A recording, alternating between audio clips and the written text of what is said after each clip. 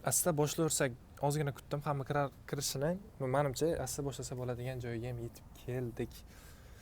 Xo'p, yaxshimisizlar? Charchamayapsizlarmi o'qishlar, ishlar bilan? Bunaqa narsani tashkil qilishimning o'zi asosiy maqsadi o'zi birinchisi boshqa insonlar bilan tanishish, o'zimda bor narsalarni boshqalarga ulashish, boshqalarda bor narsalarni o'zimga olish. Eng asosiy maqsadi shu. Chunki baribir nima deydi? Hamma insondagi fikrlash, dunyoqarash har xil bo'ladi. Menda shunaqa imkoniyat bor. Telegram kanalimda ozgina odam yig'ilib qo'yganim bilan uni ishlatmayotganim menga ozgina nima deydi, o'ylantirdi, alam qildi. Nimaga menda Telegram kanal ochdim, nima qildim, odamlarga nima yaxshilik qilyapman. Shularning oxirida o'yladim, menimcha bu eng yaxshi variant. Fikr almashishdi, dunyoqarashni kengaytirishdi. Bugun qiladigan ishimiz eng oddiy narsa, prosta suhbatlashish. Aka-uka bir-biri bilan qanaqa gaplashsa, ikkita do'st bir-biri bilan qanaqa gaplashsa, xuddi shunaqa gaplashamiz. Shunaqa formatda gaplashamiz. Faqat birinchisi sal formalroq. Keyingi safarlardan ko'proq sizlar bilan interaction ko'p qilamiz. Interaction ko'paytiramiz. Sizlar bilan ko'proq gaplashadigan, sizlar bilan biron nimani birga ko'rib chiqadigan, sizlar savollarga ko'proq javob beradigan boshqacharoq format qilaman. Birinchisiga o'ylashim uchun introduction qilib, ya'ni kirish qismi qilib shunaqangi ochish qilsa, menimcha yaxshiroq. Suhbat ketma-ketligi qanaqa bo'ladi? Birinchi suhbatda nimani gaplashish to'g'risida juda ko'p o'yladim. O'ylashim bo'yicha kanaldagi juda ko'p kanalimda bor ko'p o'quvchilar biladi chetga topshirish qanaqaligini, chetda o'qish uchun nimalar talab qilinishini hamma biladi. To'liq yo'lda hech kim aytmaydi. Ya'ni masalan SAT, IELTS kerakligini hamma biladi. Qo'shimcha o'qish kerakligini hamma biladi. Lekin u yo'lda qanaqa bosib o'tish kerak, qanaqa qiyinchiliklar bo'ladi, u haqida hech kim gapirmaydi. Endi men ko'rmaganman kim bir chiqib aytganini. O'shani kichkina yechim qilib o'shani bir gaplashishni o'yladim. Sertifikatlar va boshqa muhim qismlar haqida ketma-ket gaplashib o'tamiz. Nimalar kerak o'zi chetga topshirishga? Nimalar talab qilinyapti hozir? Qaysi biriga ko'proq urg'u berish kerak topshirayotganda? Nima eng muhim? Shunaqa narsalar haqida gaplashamiz. Undan keyin to'g'ri maqsad qo'yish. Bu endi hayotiy topik deb qaradim. Ya'ni har bitta insonning hayotida hozirgi kunda nima deydi? O'ziga bo'lgan ishonch, o'zidan o'zi ko'ngil to'lishi, shunaqa muammolar juda ham ko'paygani uchun menimcha qo'shib qo'yish kerak deb o'yladim. Shu haqida ham ozgina gaplashamiz. Oxirida sog'lom hayot biz bilmagan foydalari.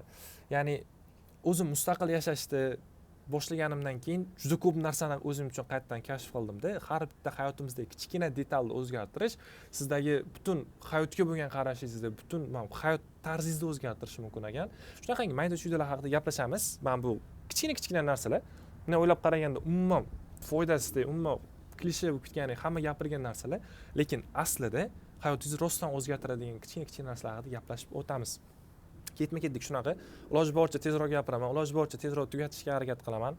Chunki ko'rib turgan har bitta odamni vaqti men uchun muhim. O'ylayman sizlarga ham shunisi yaxshiroq, chunki buni uzundan uzoq leksiya qilgandan hech qanaqa foyda topmayman. Xo'p, sertifikatlar muhimligi.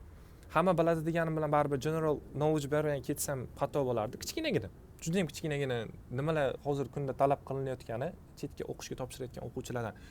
Xo'p, birinchi navbatda SAT yoki ACT bu nima? Bu sizda akademik fikrlash kuchingizni belgilab beradigan sertifikatlar. Bu nima degani? Masalan, oddiy bir muammo bo'lgan. Butun dunyo bo'ylab bitta universitetga yoki bitta joyga hamma topshirishgan va buni masalan Amerikada o'qigan odam xuddi bizda O'zbekistondagi sistemada o'qimaydi. Xuddi shunaqa bizning O'zbekistonda o'qigan sistemada masalan Rossiya o'qimaydi. Sistemalarimiz har xil bo'lgani uchun uni oxiridagi yechim, ya'ni baholarimiz ham har xil chiqib ketib qoladi. Va buni tenglashtirish uchun, buni to'g'ri tushunib olish uchun shu kabi sertifikatlar o'ylab topilgan. Bu nima? Bu sertifikatlar sizda akademik fikrlashingizni, ya'ni nima deydi? Maktabda nima bilan chiqyapsiz, shuni o'lchash uchun o'ylab topilgan sertifikatlar.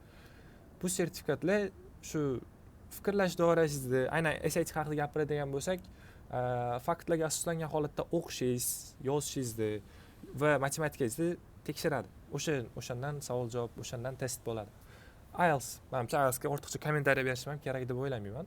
Til bilish darajasini aniqlab beradigan test. GPA, boya maktab haqida gaplashdim-ku, o'sha maktabdagi umumiy baholarni o'rtacha hisobi. Ya'ni maktabda qanaqangi ko'rsatkich bilan tugatayotganingizni ko'rsatadigan statistika. GPA deyiladi va ACEs. Bugun aynan shunga ko'proq e'tibor bermoqchiman. ACEs bu extracurricular activities, ya'ni maktabdan tashqari o'zingiz sohangiz bo'yicha qilgan boshqa izlanishlaringiz. Ya'ni faqat maktabda men masalan biznes sohasida o'qimoqchi bo'lsam, man maktabda matematikani o'qiganman, maktabda iqtisodiyotni o'qiganman emasda, man maktabdan chiqib mana bunaqa ishlarni qilib ko'rib, biznesga qiziqishimni o'ylab topganman. Tepa-to'g'ri shunaqa narsalar. Endi ketma-ketlik haqida gaplashsak, men boshida aytdim, sizlarga to'liq ketma-ketlik haqida aytib bermoqchiman. Bu ketma-ketlik qanaqa bo'ladi? Aslida chiqib aytilmagan, masalan, birinchi bu qilinsin, keyin bu qilinsa yaxshi, oxirida bu bilan tugatsang, aniq kirasan. Bunaqa ketma-ketlik menimcha hech kim sizga bera olmaydi. Nu eng ko'p ishlatilgan, eng optimal deb topilgan ketma-ketlik bu birinchi IELTS yoki TOEFL sertifikati olish, keyin SAT olish va undan keyin extracurricular yo bo'lmasa portfolio ustida ishlash.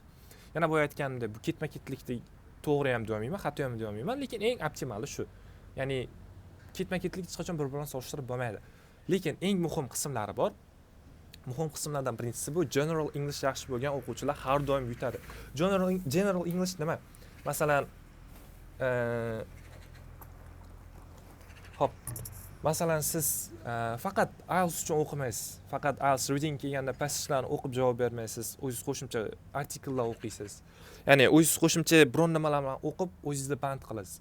Faqat listeningni eshitib tasklarni bajarmaysizda, o'zingiz qo'shimcha YouTubedan bir nimalar ko'rasiz. O'zingizni qiziqishlaringizni turkcha demoqchi bo'lmayman. Inglizcha qabul qilasiz. Yozishda ham xuddi shunaqa, gapirishda ham xuddi shunaqa. Ya'ni faqat imtihonga emasda, butun ingliz tiliga tayyorlanish general English deyiladi. Ana shunisi kuchli o'quvchilar har doim yutadi. Masalan, SAT'da ham, IELTS'da ham baribir ingliz tili tekshiriladigan qismi bor. Ingliz tilini o'rganishingiz eng muhim qismi hisoblanib ketadi. Faqat IELTSga tayyorlangan o'quvchilar SAT'da juda ham qiynaladi. Faqat IELTSga tayyorlangan deganimda, endi faqat IELTS uchun tayyorlangan, faqat IELTS uchun o'qiganlarga qiyin bo'ladi SAT. Va extracurricular activitiesga yetarli vaqt ajratish kerakligi bu juda muhim. Bu qism O'zbekistonda o'qish sistemasida bo'lmagani uchun juda ko'p insonlarga yangilik. Ya'ni bizada O'zbekistonda o'qishga qabul qilish qanaqa bo'ladi? O'zbekistonda o'qishga qabul qilish sizni maktab tugatganingizdan keyin davlat test markazi tomonidan tuzilgan test orqali sizni bilimingizni sinab ko'rishadi. Ya'ni o'zingiz tanlagan soha bo'yicha maktabda olingan bilimlarni sinashadi. Lekin Amerika sistemasi, umuman Amerika emas, butun sistema haqida gapiraveraman. Menimcha juda ko'p dunyo juda ko'p davlatlarda xuddi shunaqa sistema hozirgi kunda ishlaydi. Ya'ni sizni faqat o'qishingizga qiziqishmaydi. Hayotda o'zi qanaqa insonsiz? Maktab tugatgansiz, masalan, maktab tugatdingiz. Maktab tugatganingizdan keyin nimalarni o'ylab ko'rdingiz? Qanaqa sohada ishlashni o'ylayapsiz hozir? Maktabdan tashqari bo'sh vaqtingizda nimalar bilan shug'ullangansiz? Shunaqangi narsalar ularga juda ham qiziq. Aynan shunaqangi maktabda faqat sertifikatlarga, faqat yaxshi SAT olishim kerak, yaxshi IELTS olishim kerak degan odamlarni oxirida yutqizib qo'yadigan qismi bu extracurricularga kelganda vaqt yetmay qolishi. Ya'ni maktabdan tashqari izlanishing nima deb so'raganda hech nima qilmadim yo bo'lmasa umuman to'qima gaplarni aytish, bu o'sha mana shu yergacha tayyorlab kelgan hamma sertifikatga ketgan vaqtlaringizni ham sug'uraveradigan narsa.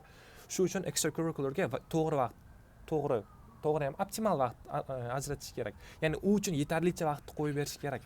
Extracurricular endi foizga foiz chaqish o'zi xato-ku, lekin aytganda, umumiy qilib aytganda, men bu IELTS, SAT sizni o'sha universitetda o'qib bilishingizni o'qishga layoqatli ekanligingizni ko'rsatsa, men extracurricular aynan nimaga sizni tanlashingiz kerakligini aytadi. Ya'ni bu bilan nima demoqchiman?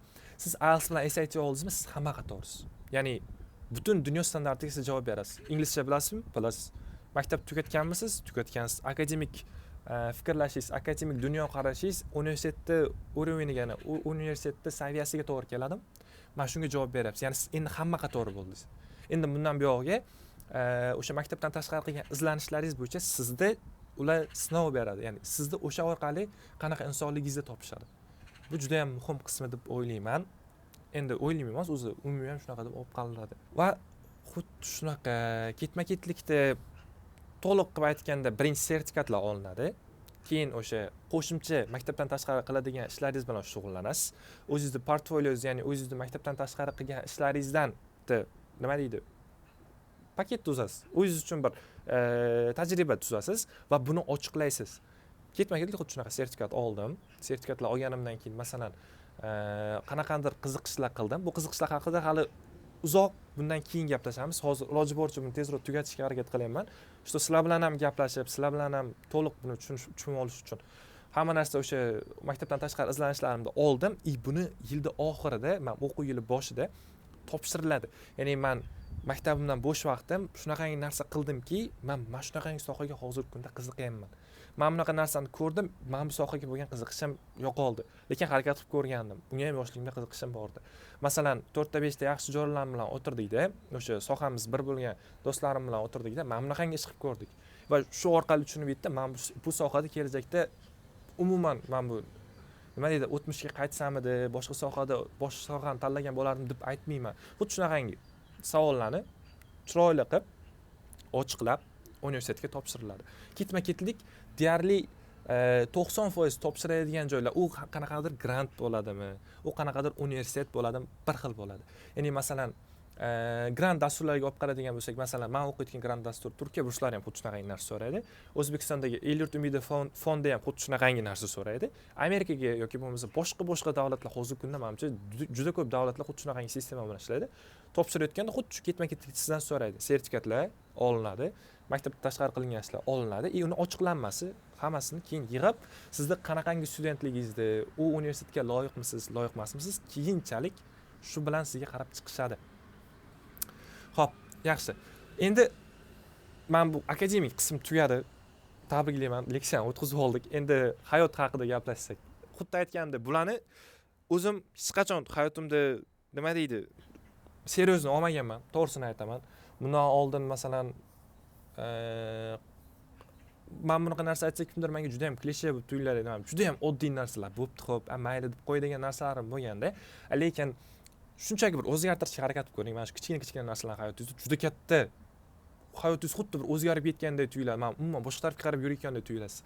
Birinchi boshi eng ko'p aytiladigan, lekin eng hech kim e'tibor bermaydigan narsa kech uxlash. Kech uxlash nimalarni olib keladi? Gormonlar buzilishi,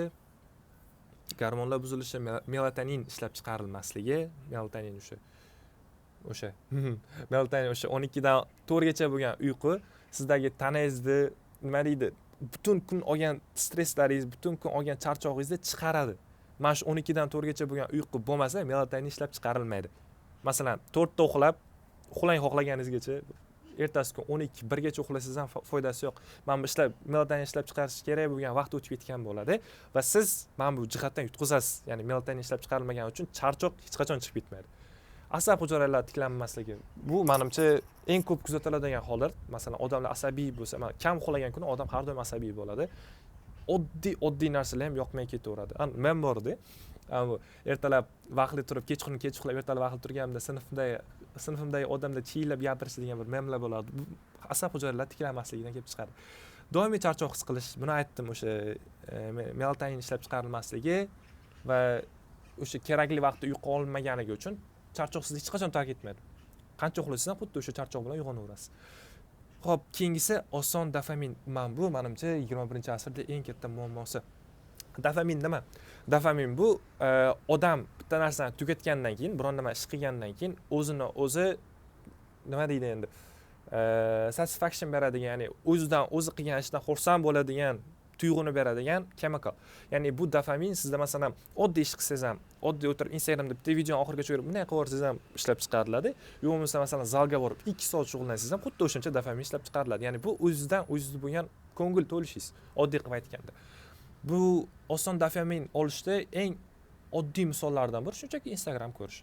Nimaga oson deyman? Hech qanaqangi sizdan kuch talab qilmaydi. Yotgan joyingizda 2 marta qo'lingizni bunday o'tkazsangiz, o'sha boshqa video boshlanadi. Sizdagi miyangizdagi o'sha trigger borki, bitta narsa tugatdi, bo'ldi, keyingisiga o'tkazaman degan trigger tortaveradi. Bu ishlaganidan keyin dopamin ishlab chiqariladi.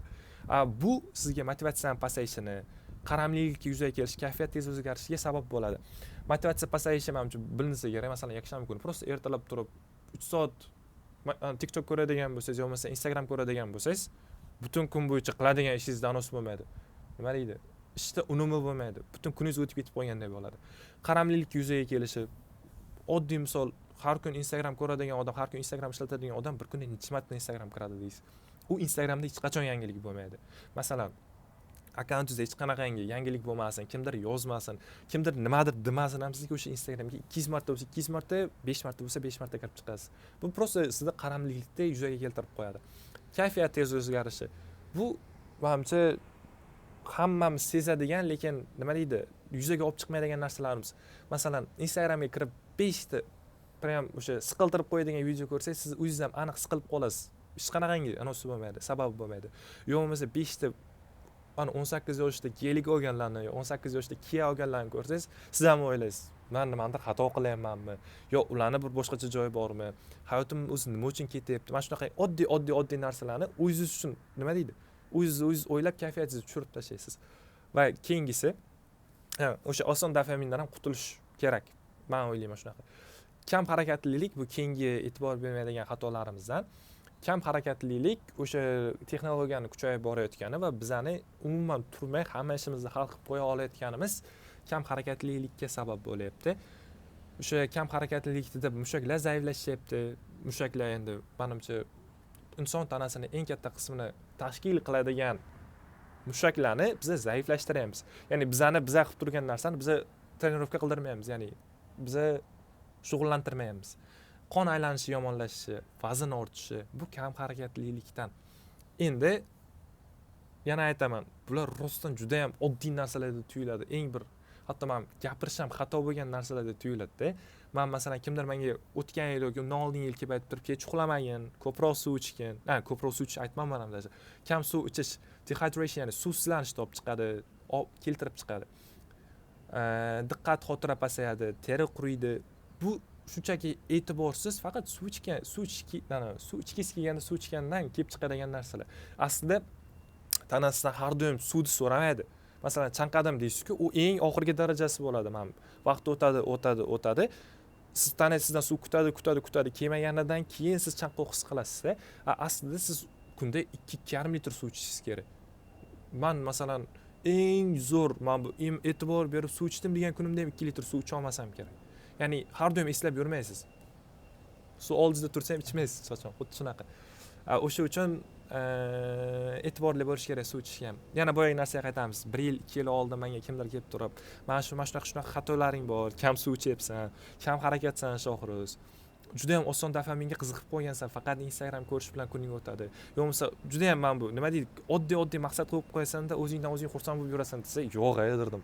Bu nima bo'ladi bo'pti, vaqtliroq uxladim, ko'proq suv ichdim, nimadir o'zgaradi." Ko'proq uxlang, men ko'p uxlamang, 12 dan mana o'sha 7-8 gacha uxlang. O'zingizga kerak bo'lgan kuchni ertalab olasiz-da, kuni bo'yi u bilan robotda ishlab berasiz. Men o'zingizdan ko'p narsa kutasiz, to'g'rimi? Ertalab turganingizdan keyin men shu ishni qilaman deb o'zingizni tanangizni to'g'ri dam oltirmasangiz, u aniqda u oldingizga qo'ygan maqsadlarga erisha olmasligingiz. Kam suv ichish ham xuddi shunaqa. Chiroyli yuz xohlaysiz, yuzingiz mana bunaqa qurib ketgan bo'lishini xohlamaysiz, lekin suv ichmasangiz, yo bo'lmasa nima deydi, disiplinali odam bo'lishni xohlasangiz, men bu biron nima ish qilib bo'lgandan keyin masalan hammada bo'ladi, kechqurun uyga borgandan keyin osmonga qarab, yaxshi bo'ldi, hech bo'lmasa bugun mana ishlarimni qildim. O'zimdan xursandman. Mana bunaqa his tuyg'uni olmay qo'yganimizda ham o'zi asosiy sababi oson dopamin ko'p ishlab chiqarib qo'yganimizda. Kam harakatlilik ham xuddi shunaqa. Siz masalan kunda hech qancha harakat qilmasangiz, lekin masalan chiroyli tanani yo bo'lmasa butun tanadagi qon aylanish sistemasi yaxshi bo'lishini xohlasangiz, lekin siz harakat qilmasangiz, bu nima deydi, yo'q narsani xohlash bilan bir xil. Shuning uchun mana shunaqa oddiy narsalarga e'tibor berish menimcha eng to'g'ri qaror. Ya'ni hayotda mana shunaqa kichkina odatlar bilan o'zgartirib yaxshilasa bo'ladi. Xo'p, endi men ikkita mavzu, men anchadan beri gapirishni xohlaydigan mavzular. Даже bular haqida video qilib chiqishni ham xohlayman. Bu haqida ko'proq inson bilan gaplashishim keladi. Ko'proq insonning fikrini bilishni xohlayman-da. Masalan, bo'ladi birinchi muammo, men ko'rgan eng birinchi muammo juda katta maqsad qo'yish. Juda katta maqsad qo'yish. Bu nima degani? Masalan, men o'zimda ham juda ko'p bo'ladi. Keyingi 30 kun deyman, mana bunaqa ishni tinimsiz qilaman deyman. Yo bo'lmasa men bu video chiqarish bo'yicha Instagramda har doim seryozni o'tiramanda, men 2 hafta bo'ladigan bo'lsa, har hafta buncha 2 marta post qo'ysamda, bunaqa qilsam bunaqa bo'ladi deymanda, ortiqcha juda katta maqsad qo'yib yuboraman. Bu nimaga olib keladi? O'zim ham aytadi-yu, ko'z qo'rqoq qo'l botir. Bu nima deydi? Qaraganda juda ham, yo, chappasi bo'lib qolar ekan. To'g'ri emas ekan.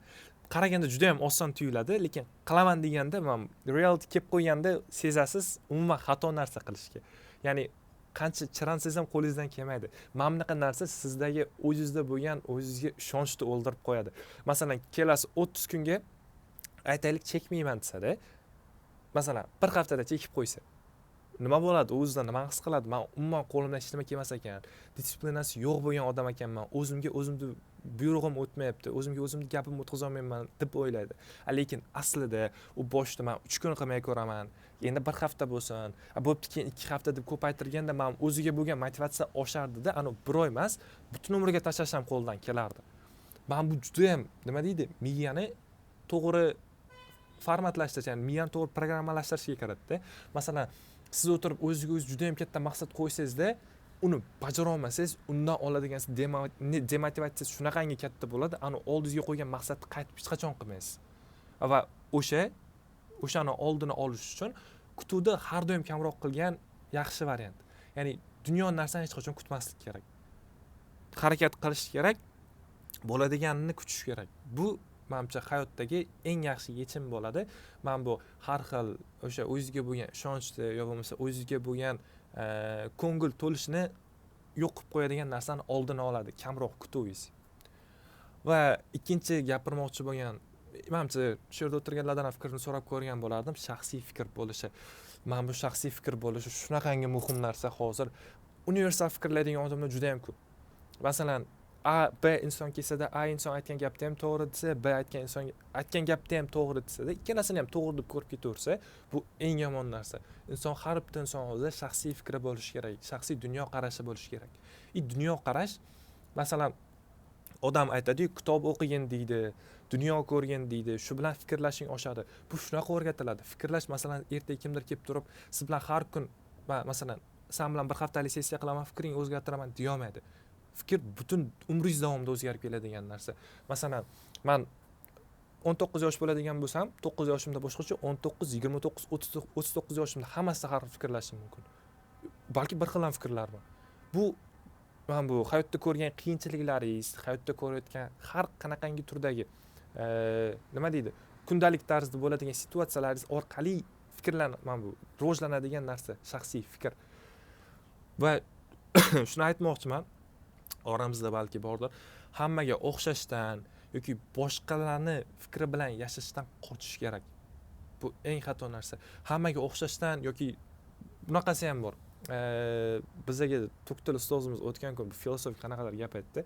Hech kimga o'xshamaslikka harakat qilish ham hammaga o'xshashga harakat qilish bilan bir xil. Ya'ni unik bo'laman desangiz ham baribir hamma qatori bo'lasiz. Men yo'qotadigan narsangiz yo'q. Umumiy qilib aytganda hammaga o'xshash harakat qilish nima degani? Nima demoqchiman bu bilan? Odamlar aytadi-ku, yaxshi ish top, reputatsiyali ish top, ertaga kimgadir foydang deysan. Ertaga kimdir sendan prям foyda olsin, xursand bo'lsin. Foyda topsin sendan, xursand bo'lsin. Ertaga sen kimgadir borib ishing tushib borganda, ana odam senga yordam berayotganidan xursand bo'lsin yoki vice versa, senga kimdir kelib yordam so'rasin. Men diplomat bo'lgan, kostyumda yurgan, soching bu yoqqa taragin, har doim mana bo'lib tursin, yelli bo'lib tursin. Bu eng xato narsa. Masalan, siz rassomsiz. Keling, mana bu gaplashamiz. Siz rassomsiz. Siz dunyodagi eng chiroyli rasmlarni chizishingiz mumkin, lekin sizdan bu narsa talab qilinmasa-yu, mana bunaqa narsa diplomat bo'lgan, kostyum kiygan deyilgan bo'lsa, siz mana bu qo'lingizdagi eng zo'r o'sha hobbi, rasm chizishingiz ham yo'q bo'lib ketadi. O'zingizning shaxsiy fikringiz ham, kreativligingiz ham yo'q bo'lib ketadi. Mana bu hamma standarti bilan yashashni boshlaysiz. Natijada nima bo'ladi? O'zingizga bo'lgan o'sha o'zingiz topgan rohatni, o'zingiz topgan o'sha baxtni yo'qotasiz. Bu nimaga olib keladi? O'sha stressga olib keladi. Butun hayotlik, butun umrlik depressiyaga olib keladi. Oylikdan oylikka yashashga olib keladi. Mana bunaqangi problemalarni tagida shu fikrlash yo'qligi turadi, meni fikrimcha. Yana bu meni fikrimcha. Ya'ni siz ertalabdan turib, men shu ishni qilaman bugun, kechga mana bunaqa qilamanda, keyin mazza qilib men o'shani o'ylayman. Что bugun shu ishni qilganimdan men o'zimdan xursandman deydigan ishni qattiq ushlashingiz, bu sizning shaxsiy fikringiz. Birovlar kelib turib, "Men bu ishing xato" desa ham, o'zingiz o'tirib, "Bo'pti, bu ishim xato" deyapti ekan, qani endi solishtirib ko'rsam rostdan. Men bu ishimda o'zi asli bilaman xato joylarini, men joylari bor. Bo'pti, men kishi bunaqa joyni aytayapti. To'g'ridir, balki to'g'ridir. Bo'pti, bo'lsa bu kishining gap to'g'ri bo'ladigan bo'lsa, qo'shaman, men buni to'g'rilayman. Xato bo'ladigan bo'lsa, e'tibor berilmasligi kerak. Shaxsiy fikr shunaqa narsa, hammada shaxsiy fikr bor. Mana shunaqangi shaxsiy fikrlilar bilan tashkil topgan jamiyat o'sadi. hamma bir xil fikrlaydigan bo'lsa, hech kim hech qachon o'smaydi. Siz ham ertalab turib yurist bo'laman desiz, u ham ertalab turib diplomat bo'ladigan deyotgan bo'lsa, bu eng oddiy aytadigan olarim, misollarim. Shaxsiy fikr bir xil, shaxsiy fikr bo'lmasligining juda ham ko'p misollari bor. Eng osoni shu. Boshqalar aytgan, masalan, diplomat so'z o'rtsa, "Bo'p, diplomat bo'laman." Men bunaqa qilib yashagandan keyin jamiyat o'smaydi, chunki men ertaga chiqadigan men diplomat o'zini ishini hech qachon yaxshi ko'rmaydi. Va shunaqa hang ham mana shu yergacha yonib pishib mana shu yergacha gapirgim keldi. Juda ham nima deydi, controversial topiclar juda ham ko'p. O'ylayman birinchisiga yetadi ham. Harakat qilgan bo'lardim. Yana ham ko'proq sizlar bilan gaplashishdi. Birinchisi bo'lgani uchun menimcha eng yaxshi variant shu mana shu yerda to'xtatish. Va bu xudo xolasa men bu to'liq videosini bir chiqaraman. Hali bu haqda yana ko'proq gaplashamiz. Bu kelajagida men bu qilayotgan mana shu kichkina proyektimiz kelajagi xudo xolasa har xil fikrlaydigan yoshlarni, dunyoning har xil joyda turgan yoshlarni birlashtirib, ularni birga fikr almashib, mana shu yerda o'tirganlarni ham o'sha hammaning fikrini eshitib, baholashini keltirib chiqarish proyekt kelajagi xudo xolasa. Bu uchun men o'zim harakat qilaman. Hozir ham masalan 5 kishi o'tiribdi ekan, anonda hozir qilayotgan live streamimizda 5 kishi o'tirgan ekan. 5 kishi uchun ham, 50 kishi uchun ham, 500 kishi uchun ham, 5000 kishi uchun ham mana shu gapni hammasini gapiraman. Harakat qilaman men bu hozir qilayotgan ishim konsistent bo'lishini, ya'ni davomiy bo'lishini. Xo'p, yaxshi, ketkizgan vaqtingizga rozi bo'linglar. To'g'risi, o'zim bilan o'zim gaplashib maza qildim birinchi safariga. Yana buni ko'paytiramiz. Men kanalga hozir bitta post yozib qo'yaman. Qanaqadir nima deydi? Bugungi bo'lgan suhbatimiz haqida fikringizni yozib qo'ysanglar ham xursand bo'lardim. Kirganlar uchun shunchaki bir-biringlar bilan fikr almashsanglar ham juda ham xursand bo'lardim. Shunaqa, ketkizgan vaqtingizga rozi bo'linglar, sog' bo'linglar. Birinchi kunga mana shu yetadi. Rahmat.